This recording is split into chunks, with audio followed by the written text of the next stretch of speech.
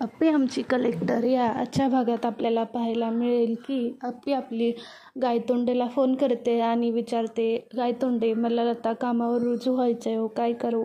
त्यावर गायतोंडे म्हणतात की मॅडम तुम्ही काही काळजी करू नका, आम्हालाही खूप आनंद होतोय की तुम्हाला आता परत कामावर यायचं आहे, पण तुम्ही एकदा मानसोपचार तज्ज्ञाचा डॉक्टरांचं सर्टिफिकेट आणलं तर तुम्हाला ते बरं होईल. त्यावर अप्पी म्हणते का?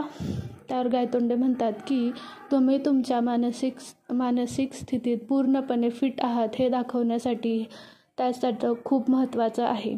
त्यावर अप्पी म्हणते हो, मी लवकरच डॉक्टरांची गाठ घेते आणि सर्टिफिकेट आणते आणि आता मी लवकरच कामावर रुजू होत आहे. त्यानंतर रुपाली आपल्या बाळाला घेऊन बाहेर गेलेली असते. घरात आनंदाचं वातावरण असतं. तेव्हा सगळे मिळतात आणि मनी मावशी बोलते की आता नोकरीचा पैशाचा काय फायदा जर घरात बाळच राहणार नसेल. त्यावर घरातले म्हणतात का बाळ कुठं जाणार आहे? त्यावर स्वप्नील अर्जुनला विचारतो, काय रे अर्जुन, तू बाळाची तक्रार नोंदवली नाहीस ना? त्यावर अर्जुन म्हणतो की नाही, मी मंदिरात सापडलेल्या हरवलेल्या बाळाची प्राथमिक नोंद करून घेतलेली आहे.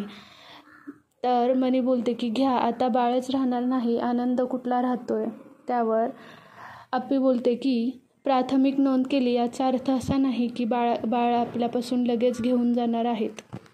त्यावर मनी म्हणते की तुम्ही ह्या घरात कोणाचा आनंद बघवतच नाही, तुम्ही नेहमी कायद्याला चिकटूनच राहणारे माणसं आहात, तुम्हाला कोणाचा आनंदच बघवत नाही आहे.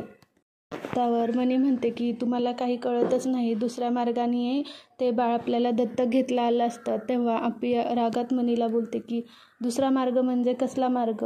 जसा तुमच्या मुलाचा मार्ग, जसं तुमच्या मुलगाचा मार्ग आहे तसा मार्ग का?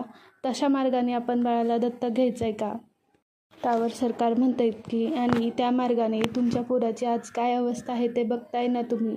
त्यावर मनी हसून म्हणते हा हा हा, बघा कोण म्हणतंय सरकार, तुम्ही सुद्धा ह्याच मार्गाने पैसे कमवलेत की? त्यावर मनी म्हणते की कोणाची काय अवस्था आहे आणि काय या विषयावर तर तुम्ही काय बोलूच नका, तुमच्यासारखी अवस्था तर माझ्या मुलाची पण नाही आहे. त्यावर अप्पी म्हणते की मावशी आता आपण इतर गोष्टींची पर्वा नको करायला, आपण रुपालीताईंना लवकरात लवकर कसं बरा करता येईल याचं आपण पुढे बघूया.